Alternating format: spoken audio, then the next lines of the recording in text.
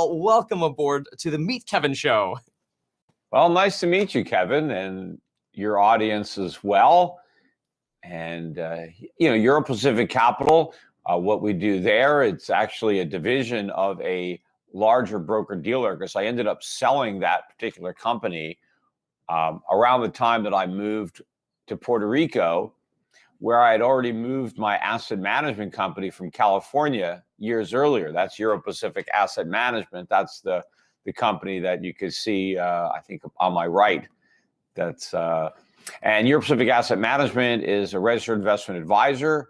We manage separately managed accounts as well as our 5 mutual funds that are in the family. But my main goal is to help Americans protect themselves. And not just Americans. I have a multinational clientele, but it's predominantly Americans. We have more Americans than anybody else. And I think Americans are facing a greater threat than just about everybody else. It's the US dollar that I think is going to be the epicenter of the next crisis. I rose to a bit of notoriety for predicting the 2008 financial crisis. Well, it's the same dynamics that created that crisis that are leading to this next crisis. And it's just much worse. And the consequences are going to be much greater for the people who aren't prepared for it.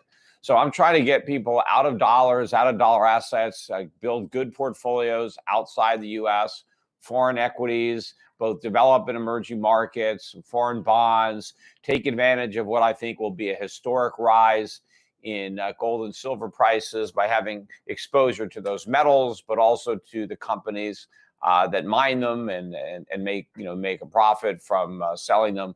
So I think there's not only a way to protect your wealth, but a real way to enhance it if you understand the dynamics of what's really going on, and then you position yourself for the end game. That's we've got a lot to unpackage then, Peter. So I'm curious.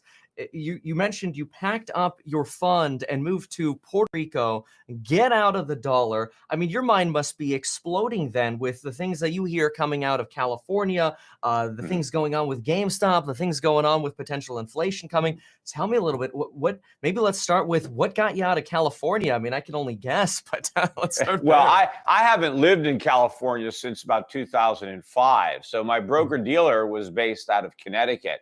But I had my asset management company that was headquartered in Newport Beach, California.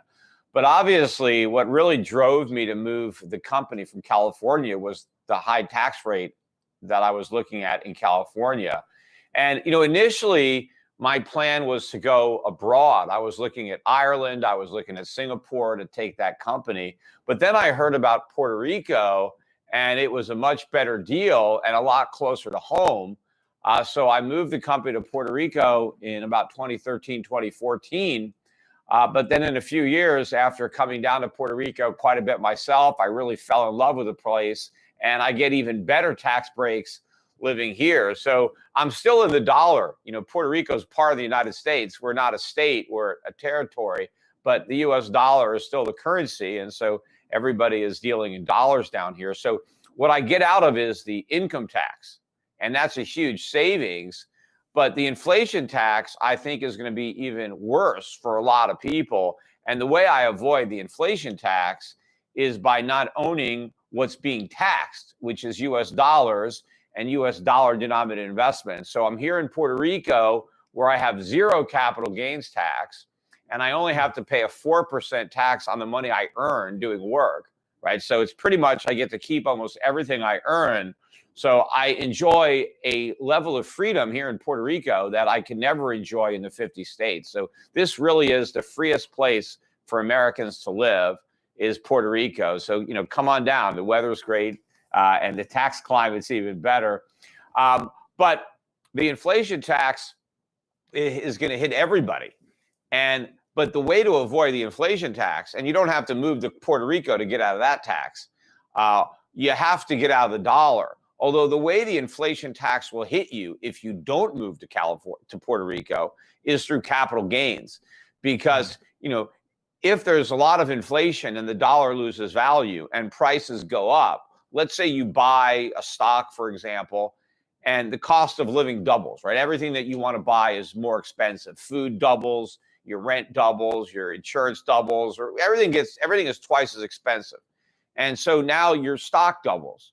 Well, in reality, your stock hasn't done anything. I mean, it's basically in real terms, it has the same value as it had before it doubled, because everything that you want to buy with your proceeds when you sell it has also doubled in price, right? So you really have had no change. But then the government says, oh, you have a capital gains and we're going to tax that.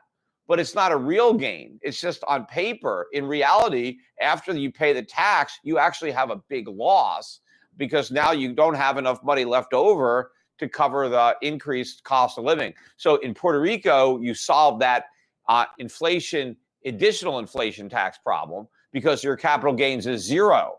So they can't turn a phony gain into taxable income through the tax code. So there's a lot of advantages. But number one, people should just get out of the dollar wherever they're living, and then take a look at Puerto Rico as a better way to mitigate the damage.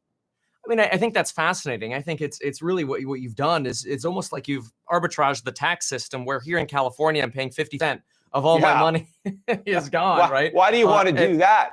Do you know what? You know about the medieval serfs? You ever hear about serfdom? Tell me about it. Yeah, well, so everybody thinks that was this horrible system, right? You had the lords of the manor, and they were exploiting the lowly serfs, right?